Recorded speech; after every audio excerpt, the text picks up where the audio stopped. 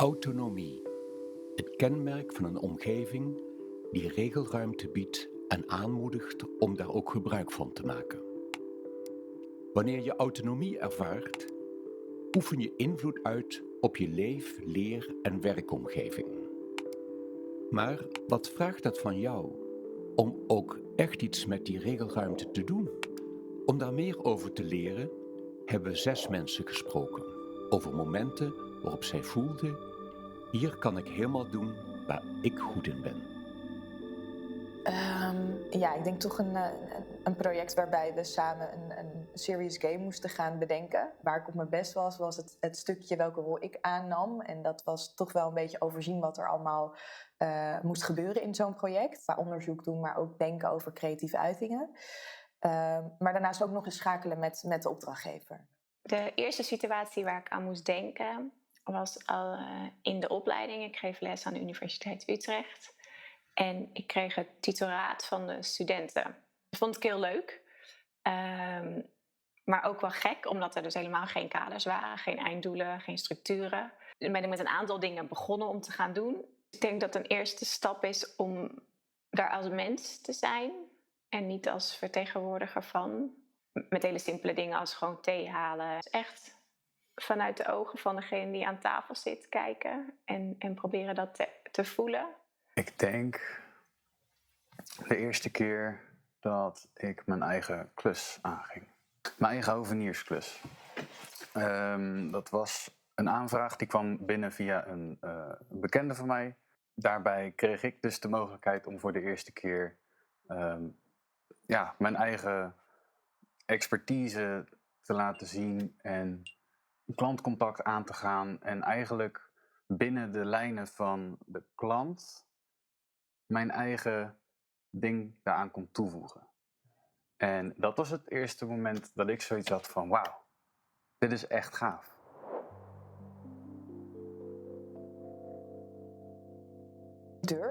Dus durven om maar gewoon dingen aan te pakken, uitdagingen aan te gaan. Ook nog een beetje zenuwachtig, moet ik dit dan wel doen? En dan zit er altijd een stemmetje in mijn hoofd die zegt, oké, doe het maar gewoon. Want het enige wat kan gebeuren is dat je misschien een fout maakt en dat je ervan kan leren. Als ik het heb over wat heb ik nodig in die situatie, zijn er toch ook wel mensen waar je altijd weer op terug kan vallen en die misschien inderdaad hetzelfde doen als wat ik doe of al meer ervaring hebben dan dat. Waardoor je ook kunt sparren, die jou een spiegel kunnen voorhouden. Dat zijn ook wel echt belangrijke elementen. Voor mij heb ik het gevoel om nog verder te kunnen ontwikkelen. En dit betekende ook dat ik via de studenten de kaders van de opleiding mocht gaan bevragen. Sommige studenten hadden iets nodig wat eigenlijk niet kon, maar toch nodig was. En dan samen gaan nadenken, oké, wat past er dan binnen de structuren? Of hoe kunnen we nadenken over hoe we dat ombuigen? Niet alleen wat heeft deze persoon nodig, maar wat vraagt de structuur en hoe kunnen we die twee samenbrengen? Uiteindelijk zie je ze meer ruimte nemen. Ik bedoel, meer zichzelf zijn of meer ruimte voelen om ook dingen te uiten. En wat ik altijd wel leuk vind, is dat ze ook dan het leuk vinden om met mij te delen. Dus dan vertellen ze ook van, oh, ik heb dit en dit gedaan. Een klus aannemen die gewoon eigenlijk 3 keer zo groot was als dat ik op dat moment aankom. Ik denk dat dat echt het voornaamste is waar ik nu nog steeds met heel veel trots naar terugkijk. Hoe kunnen we zulke ervaringen van autonomie nou duiden? We zien dat Brian met het aannemen van zijn eigen klus nu niet meer assisteert, maar zelf de verantwoordelijkheid neemt over het geheel.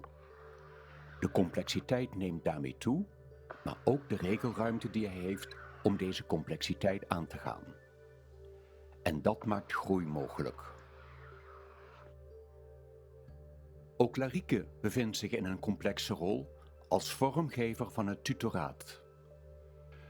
Door de afwezigheid van externe kaders heeft zij de regelruimte om in haar professionele bevlogenheid zelf zulke kaders te bepalen en aan te scherpen.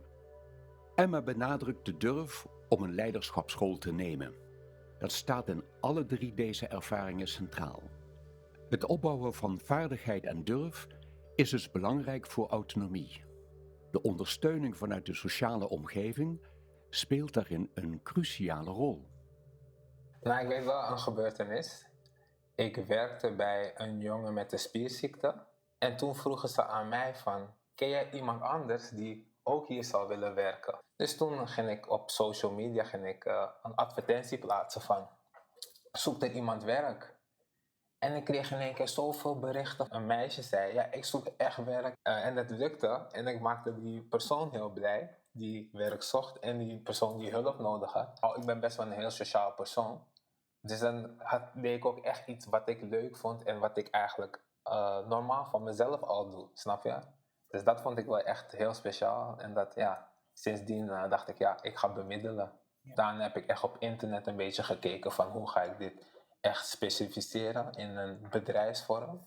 En heb ik wel een en ander hulp met andere mensen gehad, maar ook weer, omdat ik zo sociaal ben, vraag ik ook heel makkelijk ook weer om hulp. Ik heb nu heel veel mensen die samen met mij werken, zijn net als vrienden van mij gewoon. En ja, het is wel leuk om te zien dat je gewoon echt, dat we het ook samen doen. Hier is de plek waar ik aan mijn ambacht werk als leerlingsmid. Laatst was ik voor een school aan het werken. En daar heb ik met een vriend van me, hij had een pers die ik mocht lenen. Toen hebben we met z'n tweeën echt uren achter elkaar hebben we gewoon gewerkt van vroege daglicht tot de avond. Ja, dat geeft gewoon een heerlijk gevoel als je daarna thuis bent en je hebt iets gemaakt. Als ik op school alleen maar theorie heb en alleen maar achter een stoel moet zitten, werkt dat niet voor mij. En hier kan ik die toepassen in iets fysieks, in iets praktisch.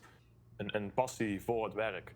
En dat is iets wat een beetje, denk ik, in heel veel leeromgevingen mist, is dat je gewoon niet een persoon hebt die gewoon bezig is met iets waar die passie en energie in heeft en jou daarin mee kan nemen.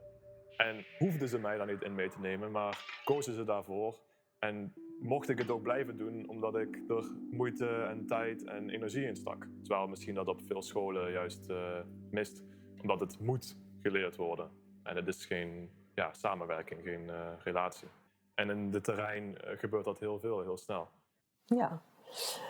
Nou, ik ben opgegroeid, of tenminste, ik heb als jong kind ben ik echt gehospitaliseerd geweest in een instituut in Nijmegen. Je had totaal geen eigen autonomie. Je hele dag was ingedeeld in wat zij vonden dat goed voor jou was. En daar kon je niet uit. Ja, je liep in het regime mee. Wij durfden natuurlijk onze mond niet open te doen. Hè? Want al die jaren daarvoor, hadden ze het wel uitgeramd. Maar op een gegeven moment kwamen er ook kinderen, jongeren, die voornamelijk de middelbare school gingen doen. En dus niet al daarvoor daar zaten. Als ik het dan heb over Jan. Hij kwam binnen. En wij zaten aan tafel en we mochten niet praten aan tafel. Er was echt een hele strakke hiërarchie. En het eerste wat Jan zei van, nou ja, dat lust ik niet, dat ga ik niet eten hoor. En toen dacht ik, hoe heb jij het lef om dit te zeggen? Dat was wel een moment waarvan ik dacht, wow, wacht even, dit is mooi. Hier gaat wat gebeuren. Maar het was heel moeilijk om de stap van wat je gewend bent, om iets te gaan doen wat jij gewoon echt wilt. En op het moment dat mensen wisten dat ik het ging doen, kwamen ook mensen meer naar me toe van, het balletje rolt een beetje. Hè? Want het is van, ik heb gehoord, je hebt voor mijn vriendin werk geregeld. Kan je ook voor mij regelen? Op het moment werd ik zoveel gebeld en zo. En dan zie je, ik heb 3 telefoons voor die social media. Dit is voor de oproepen en dit is dan mijn privé-telefoon. Nou ja, dat betekent wel heel veel voor mij. Nou kijk, ik heb zelf, van mezelf heb ik ook een autistische broertje. En toen de tijd dat mijn broertje thuis woonde, zag ik ook echt dat mijn moeder het echt zwaar had ermee. Dat er toen de tijd niet eens zorgverleners waren om haar te helpen. Er zijn veel gezinnen die echt met hun handen in hun haar... Kijk, en als ik nu bijvoorbeeld dit kan doen, het geeft mij een soort terugdoen van wat ik zelf heb gemist, snap je?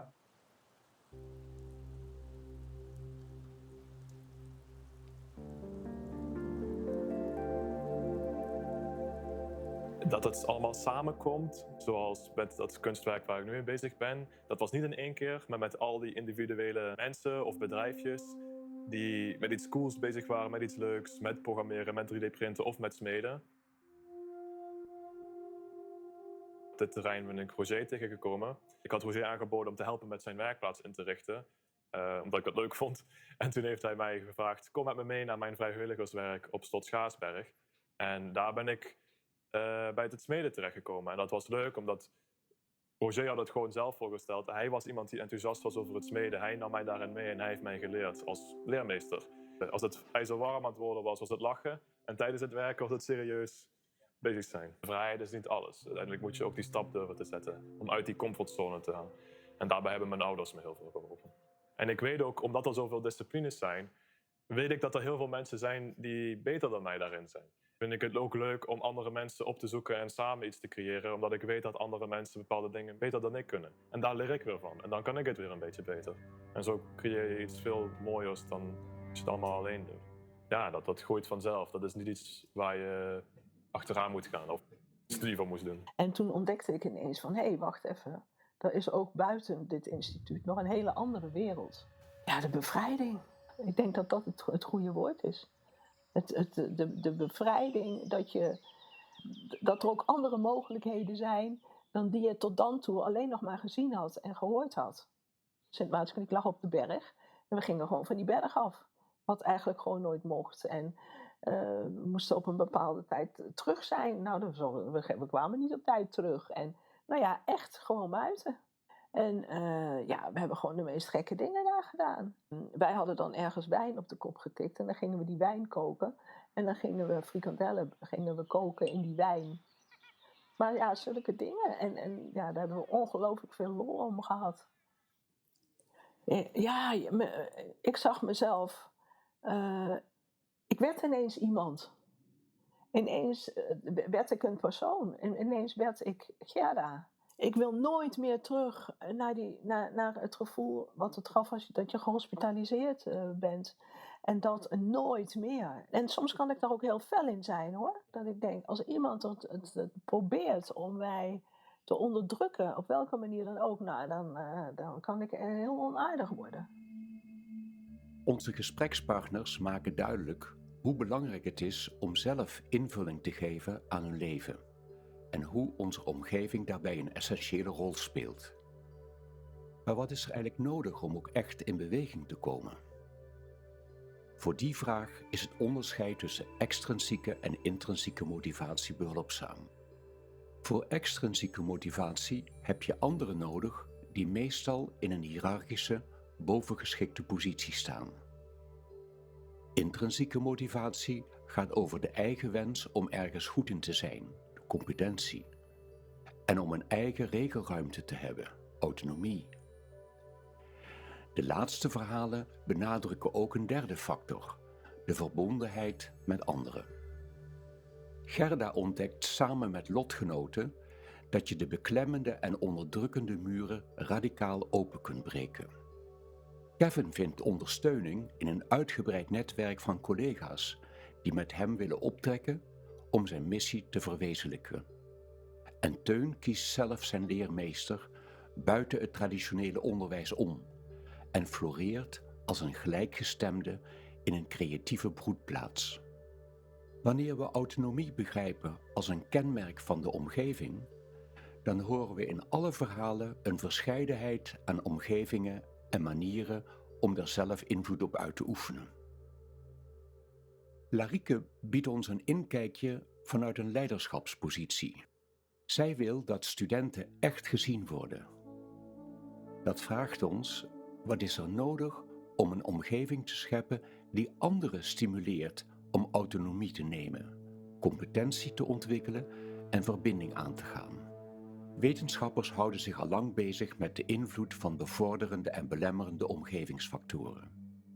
Ze maken bijvoorbeeld onderscheid tussen hygiëne en motivatiefactoren die actief zijn op een werkplek. Goede hygiënefactoren verkleinen het ongemak. Als deze op orde zijn, geven mensen in de regel aan dat ze tevreden zijn over hun werk en er soms ook nog plezier aan beleven. Maar voor persoonlijke ontwikkeling zijn er ook krachtige motivatiefactoren nodig. Wanneer deze op orde zijn, zetten mensen gedurfde stappen, leggen creativiteit aan de dag, gaan ongewone samenwerking aan met anderen en voelen zich regelmatig gelukkig in wat ze ondernemen. Al onze gesprekspartners geven aan dat ze ongewone, best spannende en moedige stappen hebben gezet in hun opleiding, werk en persoonlijke leven. Door zelf de regie te nemen, vergroten ze hun vrijheid en autonomie, waardoor ze uitdagend en betekenisvol werk zijn gaan doen. Hierin maken ze een snel ontwikkelingsproces door van groei en bekwaam worden. Zij komen daarbij anderen tegen waarin ze gelijkgestemden zien en waar ze veel van en met elkaar kunnen leren. Ze zijn in staat om hun autonomie te vergroten en kiezen een omgeving die dat mogelijk maakt.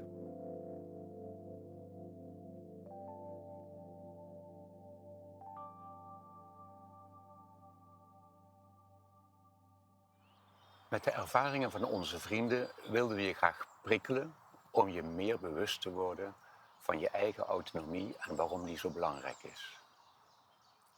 Maar graag willen we nog één ding meegeven. Het is een uitnodiging om ook dit zelf te gaan onderzoeken in jouw leven en jouw omgeving. Stel eens aan iemand die je graag mag de volgende vraag. Wat was een belangrijk moment in het leven waarin je het gevoel had, hier kan ik echt doen waar ik goed in ben?